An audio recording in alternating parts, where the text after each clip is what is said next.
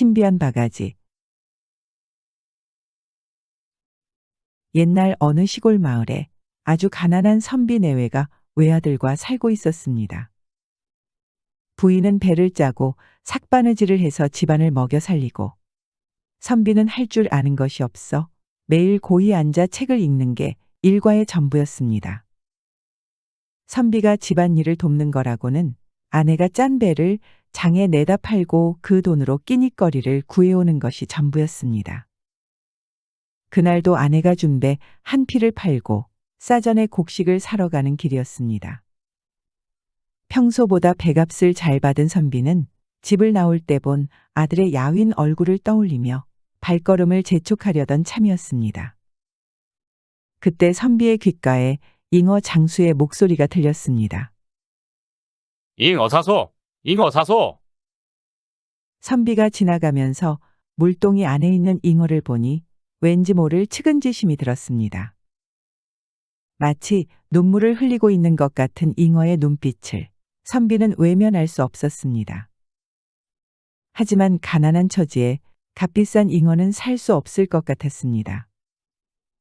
비싸면 어쩔 수 없이 그냥 지나치자 생각하고 선비는 잉어 값을 물어나 보기로 했습니다. 여보시오, 그 잉어 얼마요? 22냥입니다. 배 한 피를 팔고 받은 돈과 정확히 일치했습니다. 그래서 반가운 마음에 자기도 모르게 네, 그 돈 줄 테니 그 잉어 내게 주게. 정신을 차려보니 선비는 돈 한 푼 없이 잉어 한 마리만 들고 있었습니다. 선비는 아들의 야윈 얼굴과 잘 다녀오라는 아내의 얼굴이 그제야 떠올랐습니다. 그러나 이미 쏟아진 물이여 시위를 떠난 화살이었습니다. 선비 체면에 한번 산 잉어를 다시 물릴 수도 없고 그러고 싶지도 않았습니다. 선비는 잉어를 들고 서둘러 근처의 강가로 갔습니다. 잉어 장수에게 말해 잉어를 수초와 풀로 잘 싸준 덕분에 잉어는 아직 숨을 쉬고 있었습니다. 선비는 머뭇거림 없이 풍덩하고 잉어를 강에 던져 주었습니다. 할 줄 아는 것이라곤 아무것도 없는 자신이 잉어에게라도 새 목숨을 주고 싶었습니다. 잉어는 고맙다는 듯이 수면 위로 머리를 내밀고 선비를 보고 몇 번 눈을 껌뻑이고는 이내 물속으로 사라졌습니다. 물고기가 눈을 깜빡이다니. 선비는 순간 멈짓했지만 내 기분에 그리 보인 것이라 생각하고 마지막 인사를 했습니다. 잘 가거라. 앞으론 잡히지 말고 잘 살 거라. 그리고 뒤돌아가려던 찰나. 잉어가 사라진 자리에 웬 큼지막한 바가지 하나가 떠올랐습니다.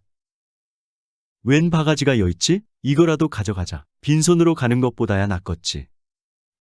선비는 바가지를 건져 집으로 돌아왔습니다. 이제나 저제나 선비가 끼니거리를 가지고 돌아오길 기다리던 아내가 대문으로 들어오는 선비의 손을 보니 먹을거리는 안 보이고 웬 바가지 하나를 들고 들어오는 것이었습니다. 선비의 아내가 물었습니다. 끼니거리는 어디 있습니까? 아이, 이 사람아, 그런 게 아니고 말이야. 내가 자네가 준 배를 장에 내다 팔았는데 말이지. 글쎄 배값을 22냥이나 받았네. 그런데 싸전에 가는 길에 말이야. 어떤 생선장수가 잉어를 팔고 있는데 그 잉어가 어찌나 불쌍해 보이던지. 누군가에게 팔리면 금방 죽어버릴 것 아닌가. 배고픈 아들은 멀리 있고 그 불쌍한 잉어는 바로 옆에 있어. 그 잉어를 22냥 주고 사버렸네 그려. 미안하네. 뭐가 어쩌고 어째요? 그럼 잉어는 어딨어요? 그런데 말이야. 오는 길에 잉어를 강물에 놓아주었다네. 잉어가 얼마나 고마워했는지를 자네도 봤어야 했는데 말이지. 그리고 잉어가 사라진 자리에 요 바가지가 떠올라서 내가 딱 건져왔네. 이 양반 미친 거 아니요? 우리는 안 불쌍하오? 그렇게 해서 온 가족이 밥을 쫄쫄 굶고 다음 날이 되었습니다. 아내는 옆집에 가서 뭐라도 먹을 것을 얻을까 싶어 부엌으로 가서 어제 선비가 가져온 바가지를 찾았습니다. 그런데 이게 웬일입니까? 선비가 주워온 바가지에 쌀이 소복이 담겨 있는 것이 아닙니까? 아내는 웬 쌀인가 싶었으나 전날부터 굶어서 고민할 것도 없었습니다. 일단 밥을 해 식구들과 먹었습니다. 그리고 불쌍한 우리 가족을 도와주고 싶었던 누군가가 몰래 놓고 갔구나라고 생각했습니다. 또 다음 날이 되었습니다. 그런데 빈 바가지에는 또 쌀이 가득 담겨 있는 것이었습니다. 바가지의 쌀은 덜어내면 또 생기고 덜어내면 또 생기고 하는 것이었습니다. 이게 웬일이야? 우리 부자 되겠어요. 이 바가지에 복이 들었네. 복이 들었어. 아이고, 좋아라. 선비네는 바가지의 쌀을 모아 필요한 것들을 샀고 며칠 만에 금방 형편이 펴서 부족함 없이 살게 되었습니다. 그리고 시간이 흘러 슬하의 3형제를 두게 되었습니다. 그동안 모은 재산으로 3형제를 남부럽지 않게 키우고 전답도 많이 마련했습니다. 다시 세월이 흘러 선비도 이제 늙게 되자 3형제에게 유산을 나누어 주려 했습니다. 그러나 3형제는 땅도 필요 없고 돈도 필요 없으니 바가지를 갖겠다고 서로 싸우는 것이었습니다. 재산 때문에 싸우는 형제를 보니 선비는 마음이 아팠습니다. 바가지는 하나고 형제는 셋이니 세 개로 쪼개서 나눠줄 수도 없는 일 아니겠습니까? 어찌해야 할까요? 선비는 고민한 끝에 3형제를 불러놓고 얘기했습니다. 너희들이 담 너머에 서 있거라. 내가 이 바가지를 던질 테니 그걸 잡는 놈이 바가지 주인을 해라. 그래서 누군 주고 누군 안 주고 해서 싸우는 일이 다시는 없도록 해라. 알겠느냐? 3형제는 아버지의 말에 동의하고 담 너머에서 바가지를 받을 준비를 했습니다. 이제 선비가 바가지를 힘껏 담 너머로 던졌습니다. 그런데 바로 그 순간 신기한 일이 일어났습니다.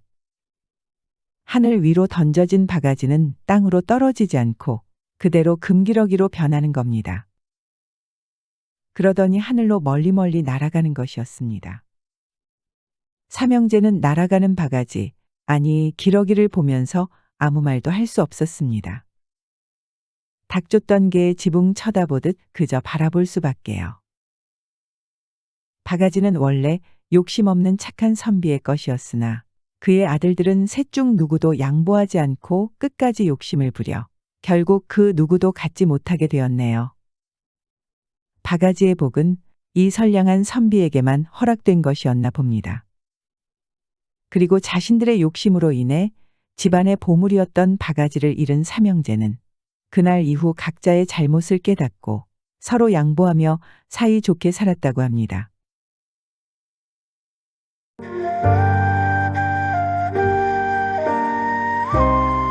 시청해주셔서 감사합니다. 구독을 눌러주세요. 더 재밌는 옛날 이야기로 찾아뵙겠습니다.